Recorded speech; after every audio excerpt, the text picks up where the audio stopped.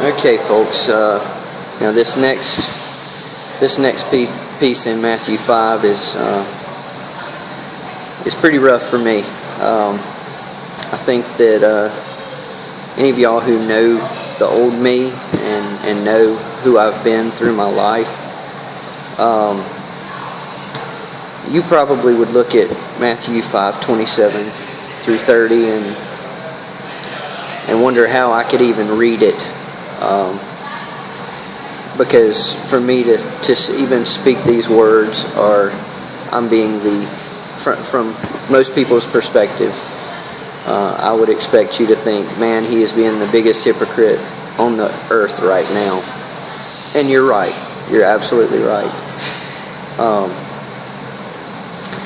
Matthew 5:27, Jesus teaches us about lust.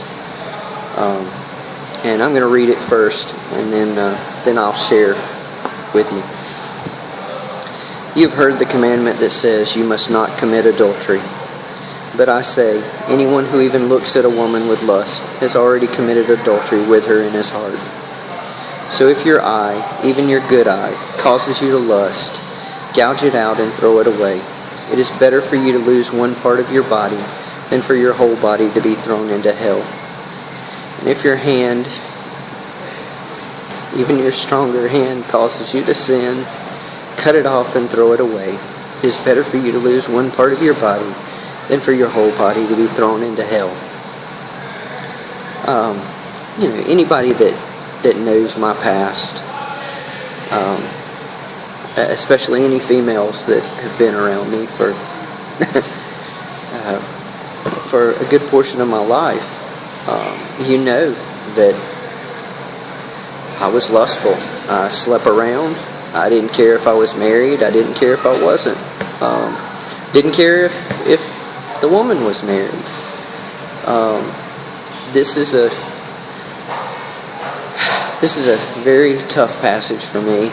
I've always struggled with lust. I tried to excuse it in my own mind that because I cared about the person or that I was loving and giving whatever, that's just a crutch. That's just a crock.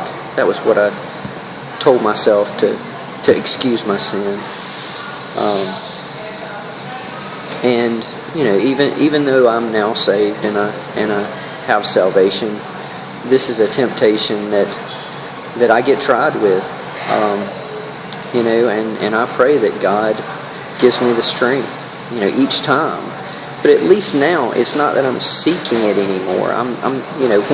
When a temptation comes, I'm turning away from it and running to God and praying for Him to give me the strength. So I understand. There are a lot of you that I've hurt, that friends. I understand. I understand this message specifically is going to ring out as just hypocritical. I get it. The devil tries to beat me up about that every day, every single day, about my past and what I was like. Paul says that he was the chief sinner amongst all, and that's how I feel about myself. But I have to try and get away from that, because I know that is not going to serve God's will for the future.